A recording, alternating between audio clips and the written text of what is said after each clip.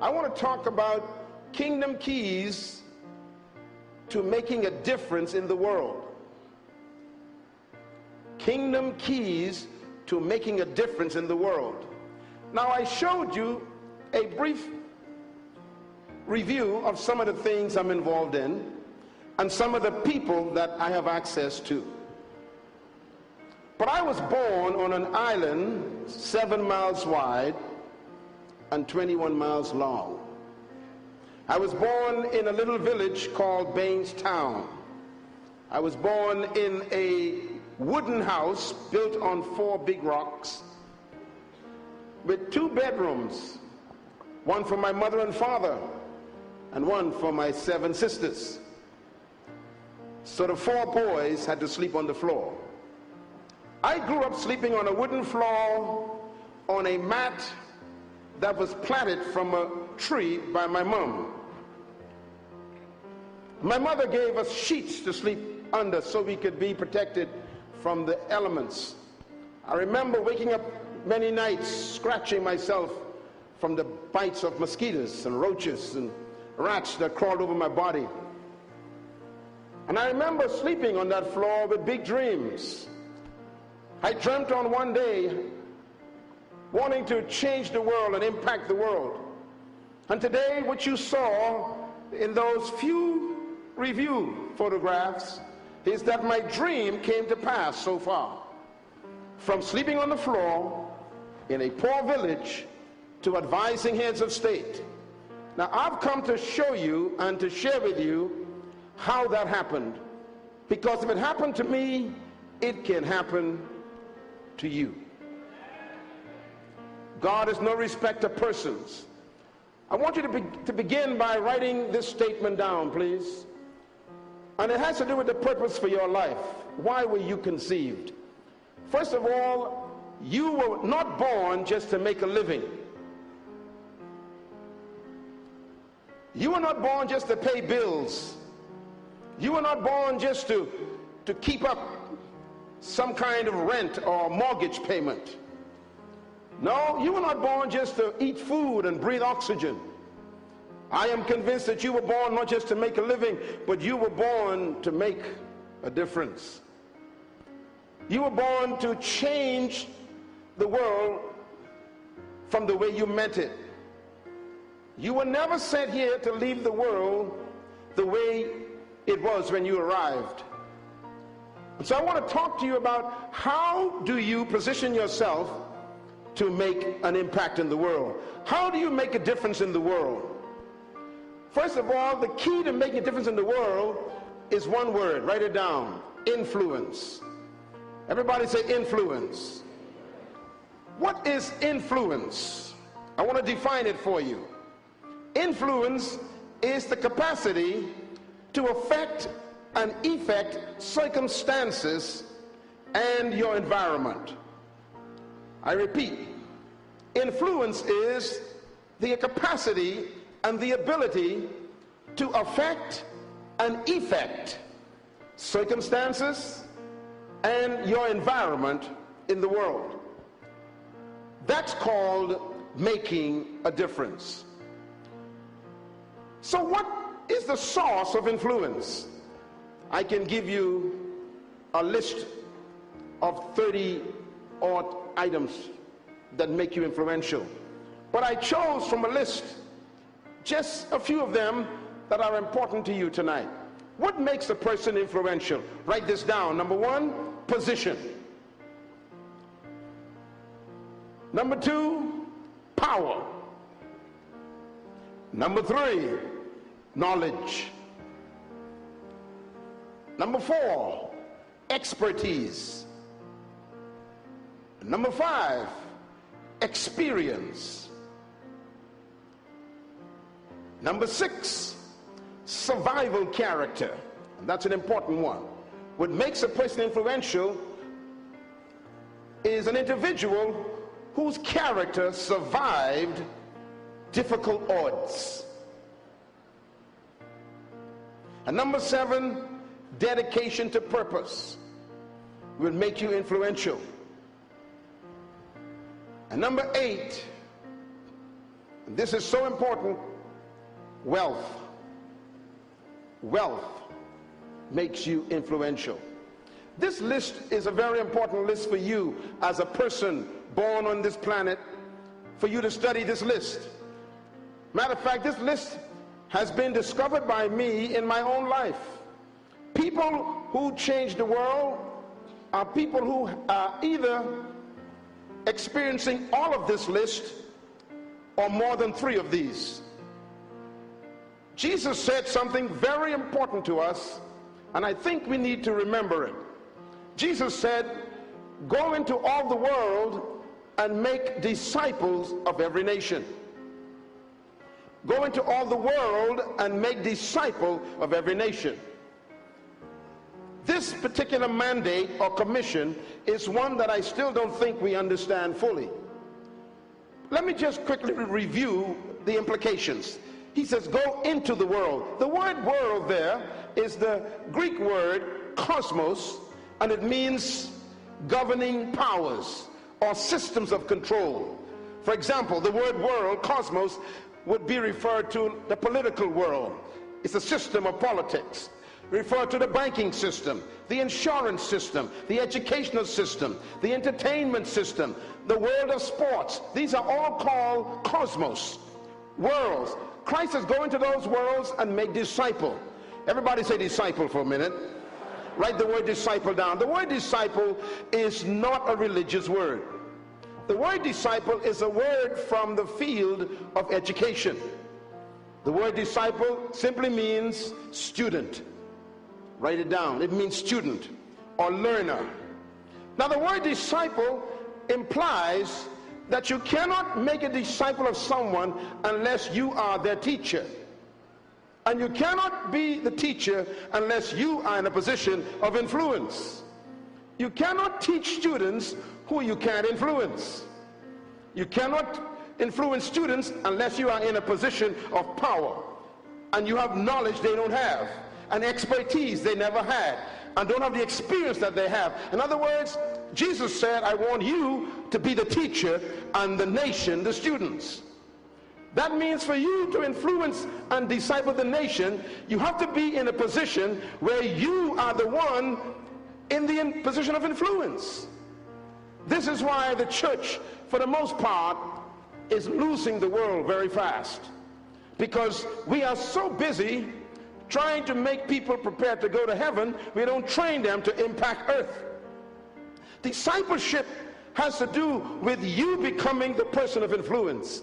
When I sit with prime ministers and presidents, and I sit with congressmen and senators, and I sit among cabinet ministers, and I talk to them for 2 hours about leadership, they are totally influenced by me because of my expertise, my knowledge base, my position of experience, and therefore they become my students. Can you remember that God can make an entire government your students? Joseph had the same experience. The Bible says that Pharaoh became the son of Joseph, and Joseph became the father of Pharaoh. Now wait a minute. Pharaoh's an old man. He is the king of the most powerful nation in history of that time. He's the head of the top civilization of the world, and yet a young man who was just in his 20s becomes his great influence. And Joseph changed the entire laws of Egypt, and he made the Pharaoh decree that all Egyptians shall worship Jehovah. That's called influence, power, expertise, knowledge, survival character. In other words, you cannot disciple if you don't influence. So here's my question. Which one of these influences are the most powerful source of influence? Let me give you this, please. Write this down. The power of wealth. Wealth is an important source of influence. That's why I love this church. Your name makes me excited. Commonwealth of Zion. Everybody say wealth. Everybody say common wealth. Say it loud. Common wealth. Wealth is one of the most powerful forces on earth. I want to read a verse of scripture written by the richest man that ever lived. His name was Solomon. son of David. He was a king. Here's what he said in his book of Ecclesiastes chapter 9. This is going to be a shock to you, but listen to the words. Verse 14. There was once a small city with only a few people in it. A powerful king came against it, surrounded and built huge siege works against that city. Now there lived in that city a man who was wise but poor. That's a bad combination. Everybody say wise but poor. Read the next verse. It says, his wisdom could have saved the city, but because he was poor, no one listened to the poor man. There are people in this room right now and those watching by this television who've got great solutions to problems in this great country. You complain about the problems in Nigeria and you got some answers. The problem is no one listens to you. Now notice what the Bible says causes people not to listen to you. He was wise, but what? Poor. In other words, when you gain wealth, you gain attention. That's why God sent me here tonight, because God has sent me with a message to tell you he's going to teach you how to become wealthy so you can become influential.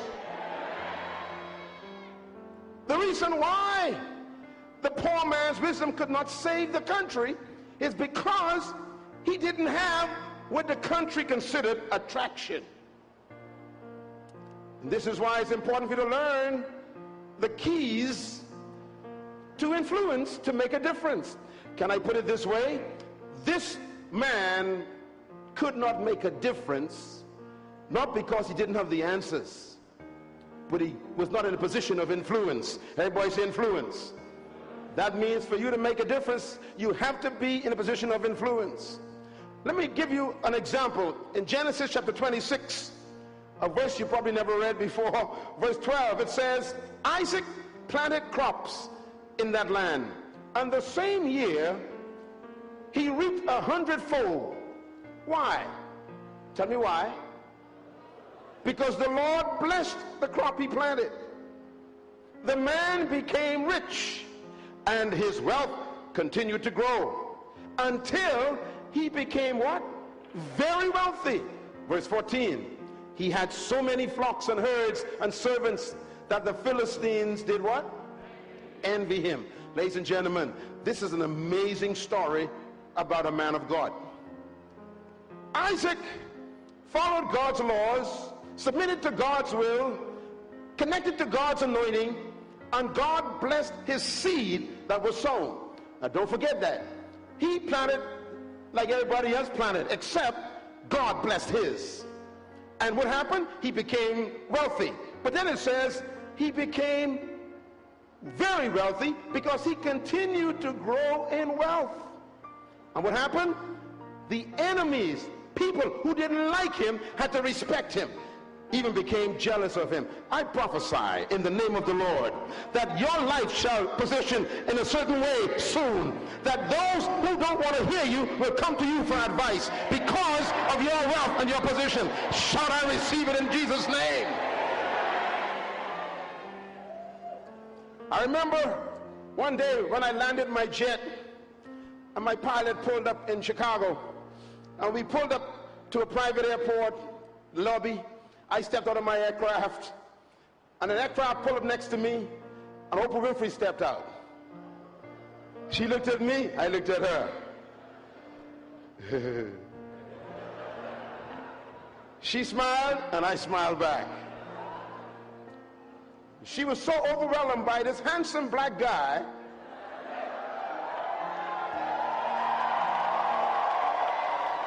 who also stepped out of his own jet with his name on it. And the only way to meet her was to be at that private airport where no one goes. She walks up to me and she says, hello, what's your name? I said, what's your name? Come on, somebody.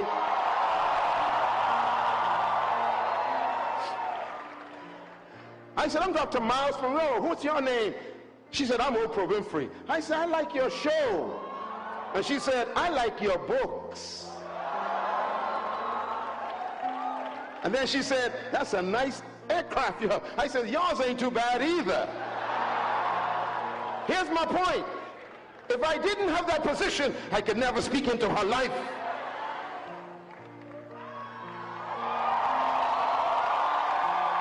I prophesy that your future is going to be so wealthy that you're going to have influence all over Nigeria and the world. I confess it in the name of Jesus. That's why God called this church, named it Commonwealth, because that's your destiny. The wealth in this church.